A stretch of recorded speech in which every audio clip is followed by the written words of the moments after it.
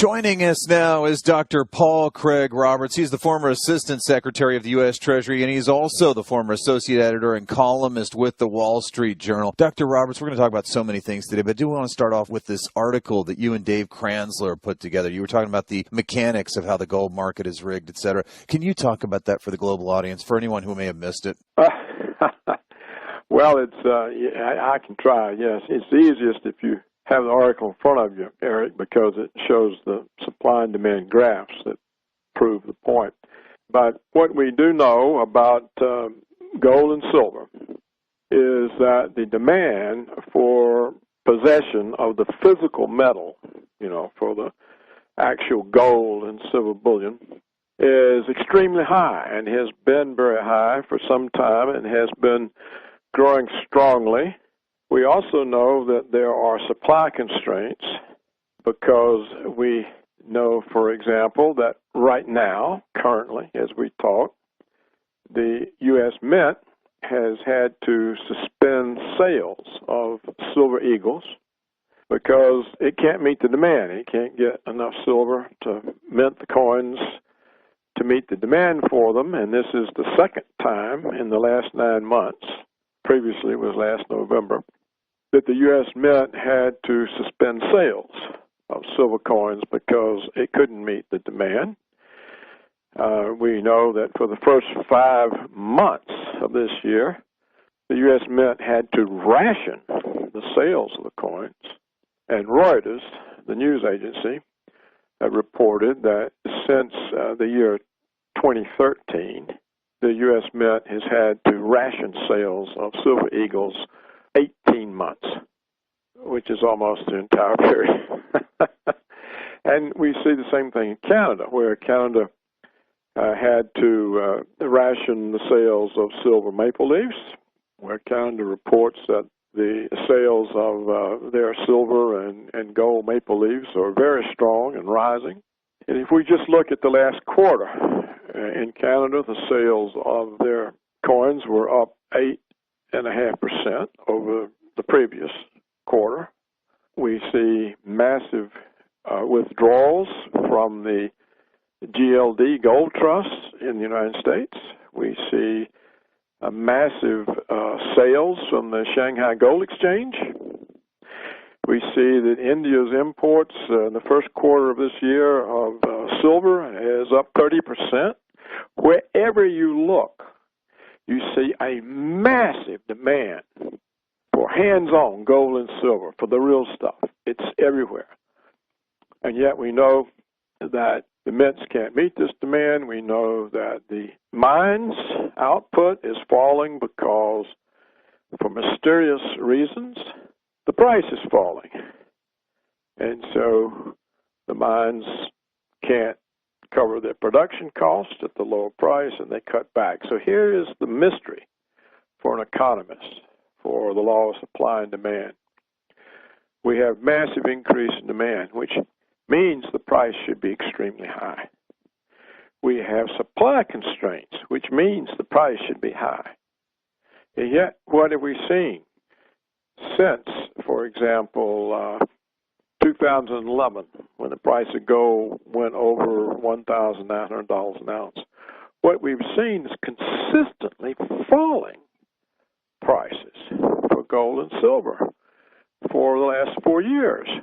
How can this be? How can prices fall when demand is rising and supply is constrained? Well, in economics, they can't. It's an impossibility. It can't happen. So the only explanation is manipulation. And here's how the manipulation works. The price of gold and silver is not determined in the market where you go and buy the stuff.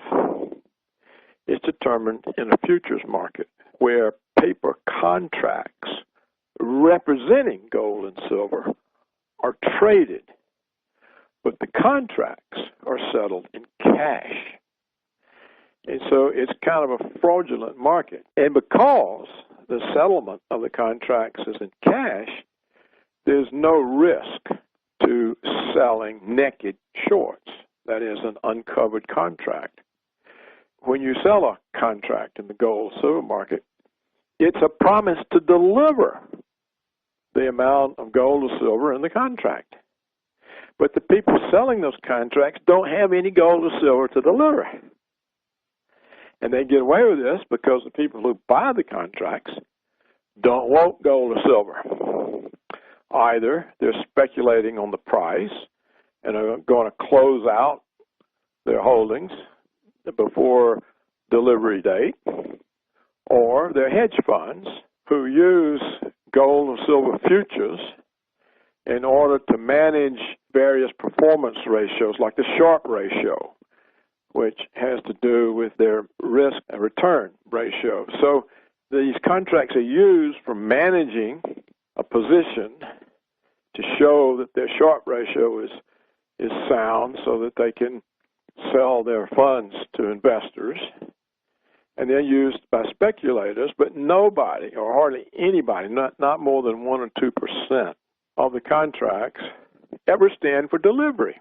Where does that leave these markets then, Dr. Roberts? So what this means is that the bullion banks, these are the big banks, agents of the Federal Reserve in the gold market, Scotia, J.P. Morgan Chase, they are also the institutions that settle the markets, and they have access to the positions of the hedge funds where all the stop loss orders are.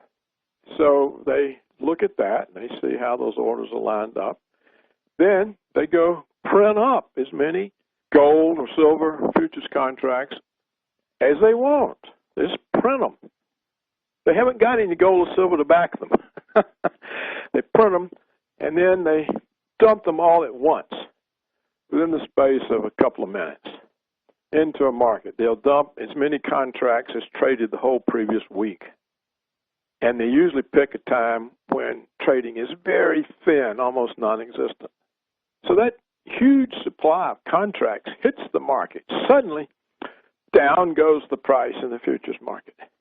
And as it goes down, it triggers all the stop-loss orders, and that means more selling on top of what the banks just dumped in. And that selling takes the price on down. So then the banks can buy the contracts back below the price at which they dumped them, close out their position, and pocket the difference as profits. Well, that's how they have been able to drive down the gold and silver price, despite the fact that the demand for gold and silver is at all-time highs. And they're able to do this because the price of gold and silver is not determined in the markets where the actual metal trades. It's determined in the futures market where paper contracts, uncovered paper contracts, naked shorts trade that are never settled in gold or silver. The people don't stand for delivery. They close out their positions. So that allows them to increase the supply of gold or the paper representatives of gold. They can cause the supply of that to greatly increase in the futures market, thereby driving down the price. So that's how you can have a situation where the price falls, even for items that the mints can't meet the demand for. And it's obviously crooked, it's obviously illegal, it's manipulation, and it goes on, in my opinion, because it serves the policy of the Federal Reserve. You know, the dollar price of gold started exploding with quantitative easing because everybody said, good heavens, look at the Fed's balance sheet. It's just building and building and building. There's so much creation of new dollars. What could the dollar be worth? There are far more dollars created than goods and services. We better take refuge in gold and silver. And so that started, and the prices were really rising. And then Fed said, hey, look, if the dollar price of gold keeps going up, sooner or later, that's going to affect all of the dollar exchange rates to other currencies. Because you can't have the price of gold rising You can't, that is, you can't have the dollar falling in terms of gold and not also fall in terms of euros and Swiss francs and Japanese yen. We have to stop this. And so that's how they stopped it. They have the bullion banks dump all these paper contracts into the market. The huge supply comes in, drives down the price. So we have this anomaly that wherever you look, demand for gold and silver are extremely high. The supply of them are constrained, and yet the price is falling. This is a total impossibility in economics. It completely contradicts the law of supply and demand, which is the basis of all economics. So the only possible explanation is it's rigged, and as far as I'm concerned, it's not possible that the authorities don't know that. So that's what the article is about. Dr. Roberts, let me ask you this. Here we are far along now into this crisis that's been happening in the Ukraine. I think you've written about the fact that the rebels, the people claim are Russian supplied, could have destroyed the Ukrainian army numerous times, but the saga still lives on. What's going to happen there, and what about Washington's position against Russia? Where are we? We're in scary times because the neoconservative ideology, which rules American foreign policy and military policy, says that the first objective of American foreign policy is to prevent the rise of Russia. And so if that's your first objective, then you have to prevent Russia's rise. In other words, you're committed to war, because if you can't do it with sanctions, or you can't do it by causing a coup in Ukraine, Ukraine was part of Russia for a couple of centuries. The Ukraine's been part of Russia longer than the United States has existed. It became independent only in the 1990s when Washington insisted and extracted it out of Russia with the Soviet collapse. So they try the coup there. They'll try the same thing in the former Soviet Central Asian republics like Kyrgyzstan, Uzbekistan. They'll create all this propaganda about Russia's going to attack Poland. Russia's going to attack the Baltics. They'll build up all these military bases, troops, and propaganda, hoping to knuckle Russia under and make them agree to comply with American foreign policy. But they're not going to do it. Russians are not going to comply. And so unless Washington becomes realistic, which I don't think is possible, or the neoconservatives lose their hold. I mean, perhaps if Trump got in there, or Bernie Sanders, maybe they would clean out these people. I don't know that they would, but it's possible. We know for sure that none of the other candidates would. Unless something like that happens, we're on the road to war. And we've talked before, Eric, that the other thing that could save us would be for the Europeans to finally realize that it does not pay them to be such vassals of Washington that they can be lined up into conflict with Russia, because they have nothing to gain from that. And if there is a war, Europe will be completely obliterated. That'll be the first thing that happens. Europe just will disappear off the face of the earth. So possibly the bought and paid for European politicians who get their bagfuls of money from Washington could come to the conclusion that the bagfuls of money aren't worth the death of Europe. And they might say, hey, we've had enough, we're not going along with this. And if they don't go along with it, Washington can't push the issue. It's got to have Europe as an enabler to bring conflict to Russia. So it's not impossible that these people won't see what's happening to them, and the Europeans won't see what's happening to them, and say, hey, no, we're not part of this anymore. This is it. Sanctions are off. We're out of NATO. And then it would all halt. But it's going to take some major thing like that. Dr. Roberts, let me ask you this. How do you think this will all end? You put out some scenarios, but what do you really expect to happen? I think that conflict gets out of hand, and Washington is pushing conflict so hard. In fact, Washington takes tremendous risk. Take this Malaysian airliner, MH17. It's obvious that the Russians and the so-called breakaway republics had nothing whatsoever to do with the downing of their airliner. We know this for many reasons, and the most obvious reason is that the report that's supposed to have been issued by the Dutch, who are the principal people investigating this, can't get released because Washington is blocking it. Instead of the report getting released, Washington leaks to the Western media that the report has concluded that Russia shot down the plane, or that these breakaway republics supported by Russia shot down the plane. And so you keep seeing these stories, these leaks. And then the Dutch investigators, they stand up and they refute the leaks. They say, no, we've not made any such conclusion.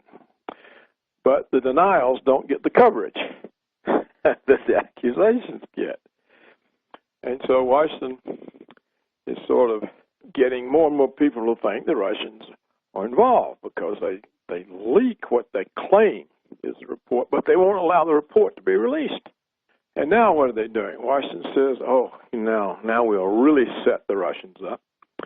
What we'll do, we'll get Malaysia to go to the UN and ask for a UN tribunal to investigate.